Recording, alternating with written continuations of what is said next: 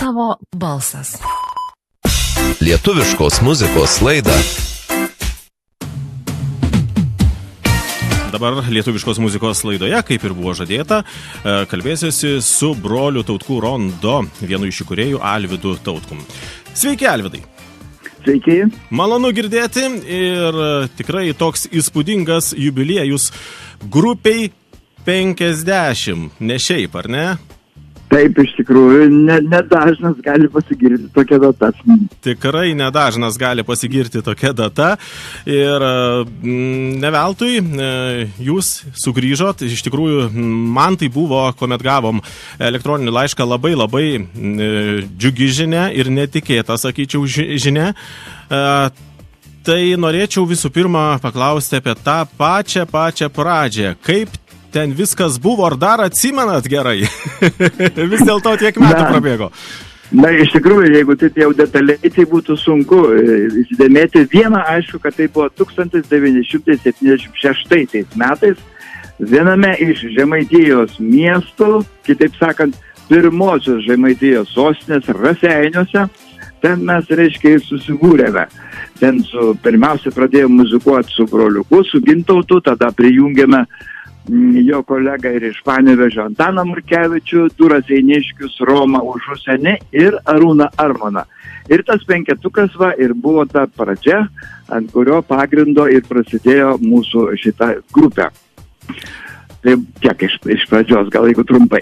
Taip, tai žodžiu, buvo tokie visi iš tikrųjų entuziastai, ar ne? Ir turbūt jau muzika lydėjo ir jūs nuo pat vaikystės, aš taip spėju, ar ne? Na, iš tikrųjų, mūsų šeima, mūsų su broliu šeima, tai tikrai buvo tokia muzikantiška šeima. Mes gimėme ir augome Šiluvos miestelėje, Raseinių rajone. Tokia šventa vieta, kur, reiškia, vyksta atlaidai nuolat tokie. Ir ten visi jau šiluviškiai turbūt nuo seno žino tą tokią Šidlauskų šeimyną, kaip šiluviškiai sako, Šidlauskų familiją. Tai ir seneliai mūsų, Povilas ir Juozas ir dėdė Česlovas Šidlauskas buvo gana žymus garsus muzikantai. Dėdė Česlovas Šidlauskas buvo pirmasis visoje Lietuvoje sukurtas profesionalus pučiamųjų orkestras, kuris vadinosi Politechnika, o po to jis daugelį metų buvo pučiamųjų katedros vedėjų Gruodžio muzikos mokykloje, dabar jau amžinatilsį žmogus, jis buvo ir dainų švenčių daugelių dirigentas ir šiaip muzikos autorius. Na tada ir tėtis, ir mama mūsų taip pat buvo muzikantai, dainininkai, grojikai ir taip toliau, ir taip toliau. Tai tie paprastai tie genai įsėdo į vaikus. Čia kaip įdomu, tai aš dažnai kalbinu atlikėjus ir klausiu tokių klausimų, ar atlikėjų, dainininkų reikia gimti, kaip jūs atsakytumėt? Aš atsakyčiau taip, na, gal nelabai, čia aš jau oficialus ir teisingas atsakymas, bet sunku patikėti, kad, pavyzdžiui, žmogus būtų geras gydytojas, neturėdamas tėvų arba šiaip aplinkos medikų. Sunku man būtų patikėti. Pas mus, reiškia, vis tiek instrumentai, grojimas, muzikai, dainavimas visą laiką buvo aplinkui. Netgi instrumentas, kurį mes turėjom, kažkokį trofėjinį, ten likusi nuo, nežinau, kurių net menamų laikų fortepijonas, netgi ne pianinas, toksai kažkoks nuo caro laikų likęs, ten būdavo, reiškia, namuose ir tiesiog juo domėdavomės, skambinėdavom, grojinėdavom ir taip ta muzika, prilipo. Tai sunku būtų pasakyti, kad neturint aplinkos, ten muzikinės gali būti muzikantų, arba neturint medicinės aplinkos būti gydytojai. Tai aš toks truputį primityviai taip galvoju. Kaip ir sakot, ir visa šeimyna, iš tikrųjų tai duotas, ko gero, tikrai talentas. O man, žinot, labai įdomu ir aš manau, jaunai kartai labai įdomu, kaip anksčiau vykdavo būtent tie įrašai, nes aš manau, tikrai būdavo viskas kur kas sudėtingiau negu dabar, ar ne? Sudėtingiau, ta prasme, kad neturėjom tokios geros įrangos, tokios geros technikos, net instrumentus. Važinėdavom tada į didžiosios šalies sostinę, nes jie ten kažkaip buvo prasimušę daugiau tų dalykų, visko ten ieškodavo. Bet iš kitos pusės buvo ir paprasčiau, kuria prasme. mes visi susėsdavom repeticijų kambarį, pasistatydavom kokį tai magnetofoną, duok dievė, jeigu jis truputį gudresnis, ir viską darydavom iš karto. Tai tas paprastumas vesdavo prie to, kad klaidelės, stop, dar kartą visą kūrinį iš naujo. Tai toks tarsi ir paprastumas, bet ir, primityvesnis būdas, aišku. O tada į kur įrašinėjot būtent dainas, va tuo metu, ta pati pradžia, pavyzdžiui, juostas kažkokias ar panašiai? Tai šitie būdavo 19 greičių tokie visokie magnetofonai, šitie visi juostiniai jo ir studijai savo bandydom tokį kambarėlį atskirdavom operatoriui truputėlį, kad jis atsiskirtų nuo ausimis ir kažkaip girdėtų. O mes kažkiek irgi atskirdavom, kur jau reiškia būgnininką truputį, kad nedarytų papildomų triukšmų. Tai tokie buvo, bet galim pasigirti, kad pirmoji tų tokių saviveiklinių kolektyvų, taip galima tada vadinti, tada taip vadindavo saviveiklinį plokštelę, reiškia, buvom įrašę mes ją ir įrašėm jau plokštelių studijoje melodiją. Tuomet buvo visasąjunginė plokštelių, reiškia, kompanija melodija ir ne bet kas ten galėdavo papulti. Bet mums, dėka tikrai gero muzikos mylėtojo gerbėjo ir puoselėtojo Liudo Šaltenio, jo iniciatyva, mes pirmąją tą plokštelę išleidome būtent plokštelių studijai, kur jie jau turėjo 8 takų magnetofoną, šveicarišką štutą ir mes jį žiūrėjom kaip į stebuklą kokį. Va, tai buvo toks patys jau. Bet kiek vėliau. Taip, tai išties toks įdomus, sakyčiau, laikotarpis, laikmetis ir ko gero tų grupių tiek Lietuvoje, ar ne, nebuvo irgi tuo metu bent jau tikrai labai jau daug. Tuo metu iš tikrųjų, kaip muzikuodavom, kaip rengdavom koncertus, kurių buvo labai daug, būdavo ir po 5 per 2 dienas, ir po 7 per 3 dienas, kas šiandien truputį kosminiai skaičiai atrodo, bet tai buvo ir tikrai tiesa. Tai, žodžiu, mes ko gero patekom į tą tarpą, kada baigėsi Big Beato banga Lietuvoje. Nežinau, dėl ko jin baigėsi. Čia reikėtų turbūt istoriškai pasikapšyti. Kai visi voicebūnai, kertukai, tvarai, dainiai ir taip toliau nutilo. Raganiai, nurimo. Va, ir tada tokia lyg ir atsirado tuštuma, bet jau tada pradėjo girdėtis hiperbolės, reiškia, grojimas, Žioliuose vairas, Klaipėdoje Eldėje arba studija. Na ir mes provincijos miestelėje, taip sakant, nenorėjom atsilikti, turėjom kažkokį tai entuziazmą, norų ir tokiu būdu gimėmės. Ir reiškia, tų grupių taip ir buvo, kiek aš suvardinau, turbūt ir buvo tokių aktyvesnių, įdomesnių. O jau paskui ten jau foje atsirado, ar ne? Truputėlį jau vėlesnis tas laikas. Taip, jau čia truputį vėliau visokios foje, kur atsirado ir todėl pradėjo apskritai jau gausėti, tie skaičiai gausėti kolektyvų, artistų, veiklininkų visokių kūrėjų ir taip toliau. Tai žymiai vėlesnis laikotarpis toks aktyvumas. O čia buvo toks tik ir tarpas toks. Tai tam tarpu, reiškia, mes ir dalyvavom. O prisiminus koncertus, ar yra gal kažkokių tokių kuriozinių galbūt įvykių, kas buvo nutikę koncertų metu, ar su gerbėjais susijusiu, ar su aparatūra galbūt, ar gedimas kažkoks, kur neįvyko koncertas, ar buvo tokių atvejų? Turbūt vis tiek daug koncertų, daug įvykių, ar ne? Tai be abejo, ir daug koncertų, ir daug įvykių, ir džiaugsmų, ir liūdesių, ir barnių, nežinau.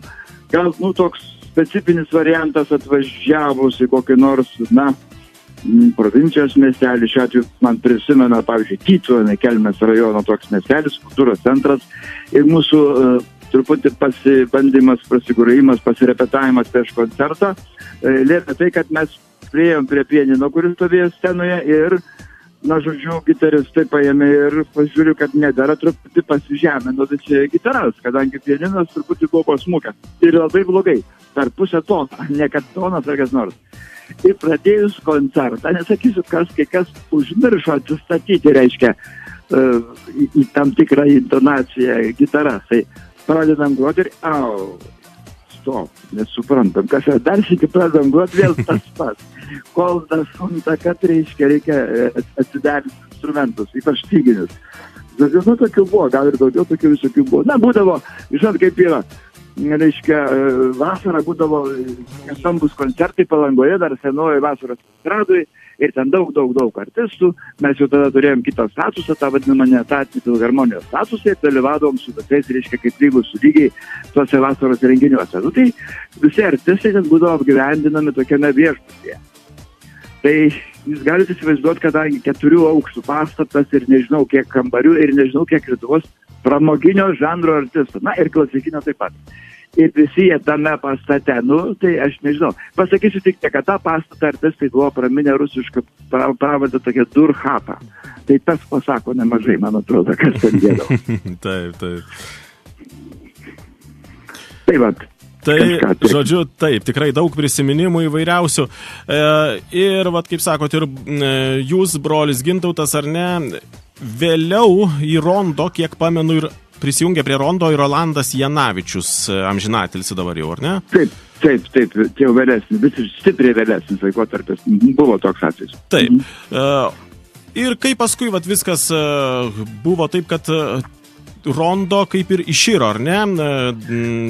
Būtent jūsų brolių Rondo, nes, kaip žinia, dabar yra Rondo, bet vėlgi čia kita, ko gero, istorija, ar ne?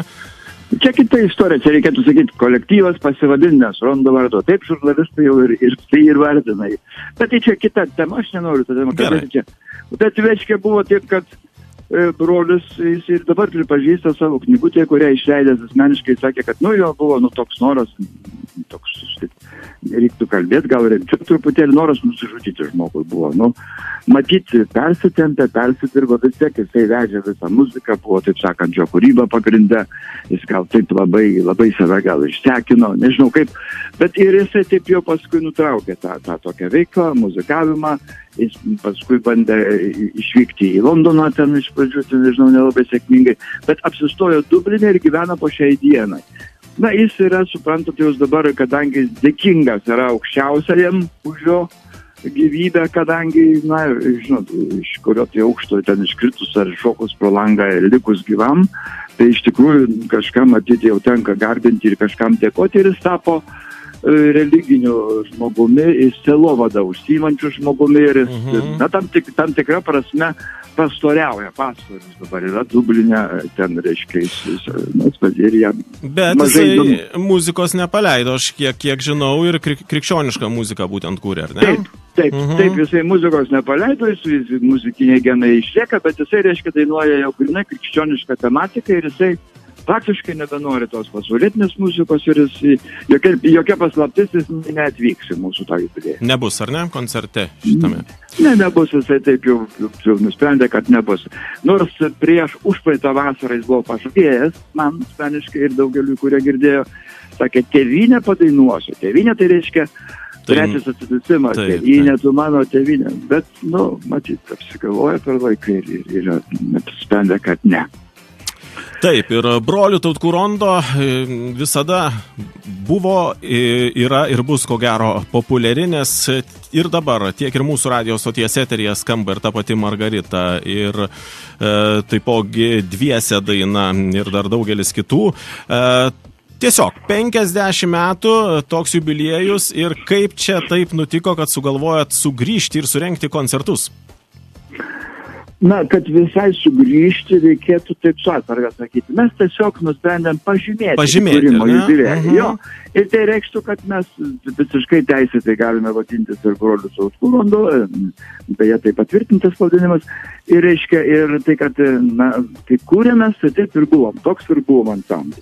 O mes iš tikrųjų visas tas dainas populiariasias.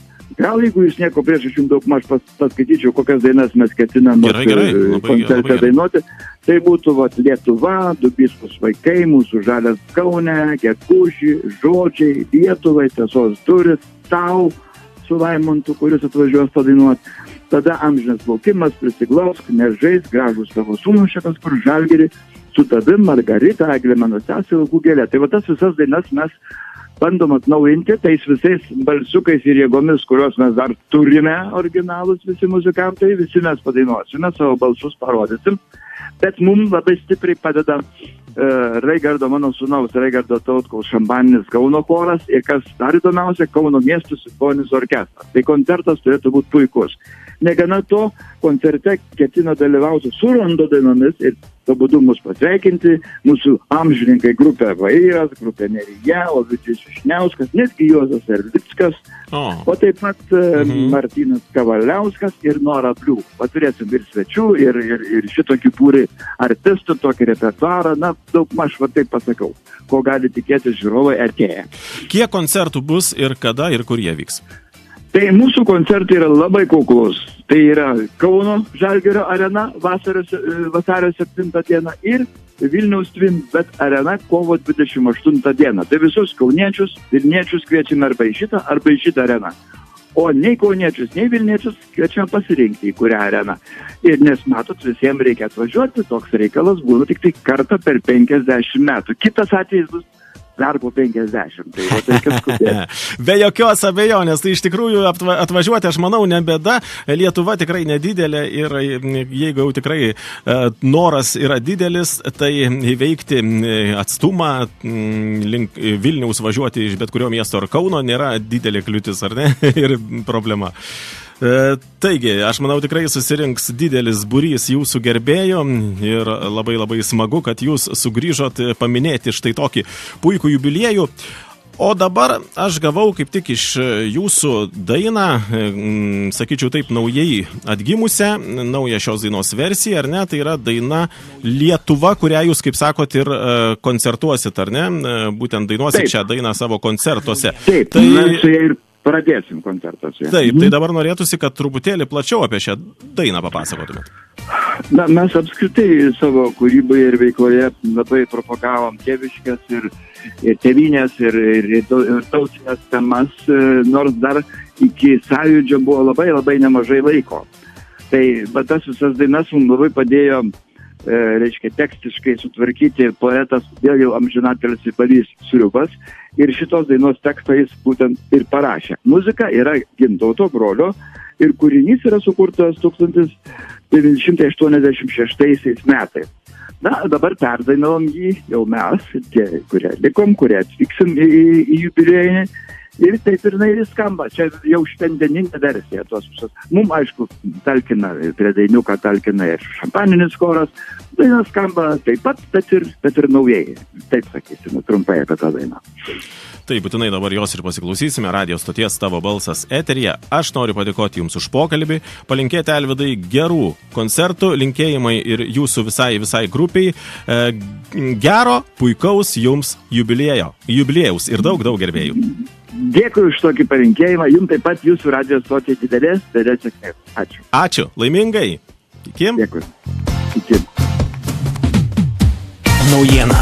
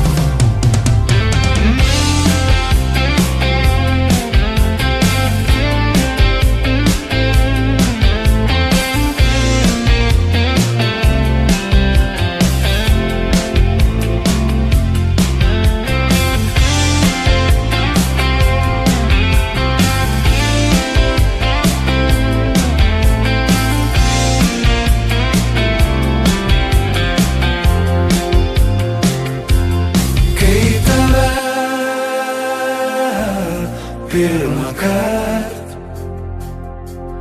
Mažas mokiaus ištarti, jausti damą ranką. Ir dabar, ir visada. Lietuva, Lietuva, lūpos taria be garso. Tavo balsas. Informacija ir muzika tau bei tavo draugams.